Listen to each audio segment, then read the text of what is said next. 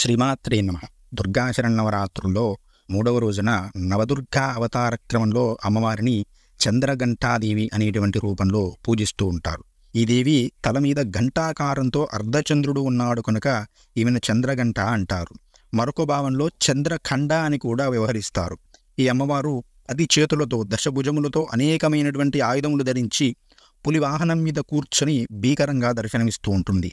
ఈమెని చండఖండాదేవి అనగా తీవ్రమైనటువంటి కోపంతో చండీ రూపంలో చండాసురుడు అనేటువంటి రాక్షసుని ఖండించినది కనుక చండఖండాదేవి అంటారని కూడా చెబుతూ ఉన్నారు. ఈ చంద్రఘంటాదేవి చిత్రములలో పులివాహనం మీద కూర్చున్నట్లు కనిపించిన కొందరు మాత్రం శ్లోకంలో పిండజ ప్రవరారూఢ అని చెప్పని ఉన్నది కాబట్టి గరుత్మంతుడి మీద ఉంటుంది అని చెప్పినట్లుగా ఉన్నారు. ఈ దేవి ఉపాసన వలన సాధకుడికి తృతీయ నేత్రం తెలుసుకుంటుంది, ధైర్య సాహసాలు అలవడతాయి, ఉగ్రంగా ఉంటుంది. కాబట్టి దేవతోపాసన చేసేవాడి దగ్గరికి ఎలాంటి భూతప్రేతాలు కానీ, పిశాచములు కానీ, అభిచార కర్మలు కానీ, క్షుద్రప్రయోగాలు కానీ పనిచేయవు.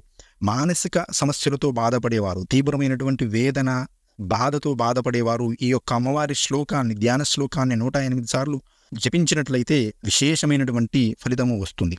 అమ్మవారు ధైర్య సాహసాలను సాధకుడిలో ఇస్తుంది, ఆకర్షణను కూడా ఇస్తుంది అని చెప్పబడుతూ ఉన్నది. శరీర శక్తిని ఇస్తుంది. కాబట్టి అమ్మవారిని విశేషంగా ధ్యానించినట్లయితే అద్భుతమైనటువంటి ఫలితములు వస్తాయి. ఈ అమ్మవారి యొక్క ధ్యాన శ్లోకాన్ని మనం పరిశీలించినట్లయితే పిండజ ప్రవరారూఢ చండకోపాస్త్రకైర్యుత ప్రసాదం తనుతే మహ్యం చంద్రఘంటేతి విశ్రుత అని పిండజ ప్రవరారూఢ, పిండజమును అంటే పులి మీద ఆసీనురాలై ఉన్నటువంటి తల్లి, చండకోపాస్త్ర కైర్యుత కోపమునే అస్త్రముగా ధరించి ఉన్నటువంటి తల్లి. ఈ తల్లికి కోపమే అస్త్రము అన్నమాట.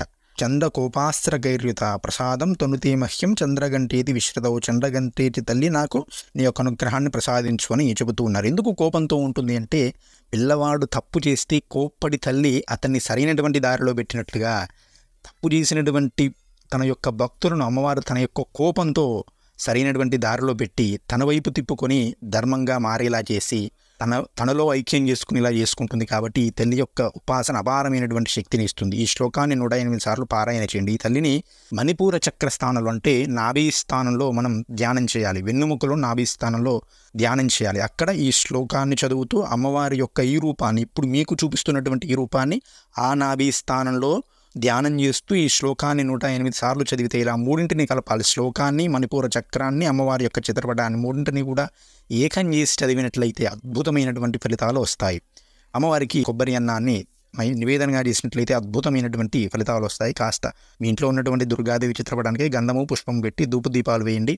వేసి కొబ్బరి అన్నాన్ని కానీ బెల్లం మానకాన్ని కానీ నివేదనగా చేసి ఈ యొక్క శ్లోకాన్ని 108 సార్లు పారాయణ చేసినట్లయితే విశేషమైనటువంటి ఫలితములు వస్తాయి. అద్భుతమైనటువంటి జనాకర్షణ, మానసిక సమస్యల నుంచి విముక్తి అనేది కలుగుతుంది. ముఖ్యంగా నేటి కాలంలో మానసిక ప్రశాంతత లేకుండా బాధపడుతున్నారు కాబట్టి చాలామందికి ఈ శ్లోకం బాగా ఉపయోగపడుతుంది. ఈ 9 రోజులు 9 శ్లోకాలు చదువుకోండి. ఈ రోజు తల్లి ఆ రోజు శక్తి అనేది యాక్టివేట్ అయి ఉంటుంది కాబట్టి తొందరగా ఫలితం వస్తుంది. నవరాత్రులు అయిపోయిన తర్వాత ఒక 40 రోజుల పాటు చక్కగా ఉపాసనా క్రమంలో అమ్మవారిని పూజించుకోండి. మీరు బాలాత్రిపుర సుందరి దేవి అవతార క్రమంలో పూజించినా కూడా ఆ పూజ చేసిన తర్వాత ఈ యొక్క శ్లోకాన్ని 108 సార్లు పారాయణ చేసినట్లయితే విశేషమైనటువంటి ఫలితం వస్తుంది. ఇవి ఉగ్రదేవతలని భావించకండి. అమ్మవారు నవదుర్గా క్రమంలో మనకు శ్రీశైలంలో ఇత్యాది క్షేత్రంలో శక్తిపీఠంలో పూజించేది ఈ దుర్గా ఆరాధనలే. మనము శ్రీశైలానికి వెళ్తున్నాం, అమ్మవారిని దర్శిస్తున్నాం కదా, కాబట్టి ఎటువంటి ఇబ్బంది కూడా లేదు. కాబట్టి ఆ చక్కగా అమ్మవారిని ధ్యానించండి. అమ్మవారి అనుగ్రహంతో పరిపూర్ణమైనటువంటి మానసిక సమస్యల నుంచి, జీవన సమస్యల నుంచి బయటపడదురుగాక. శ్రీమాత్రే నమః. తదుపరి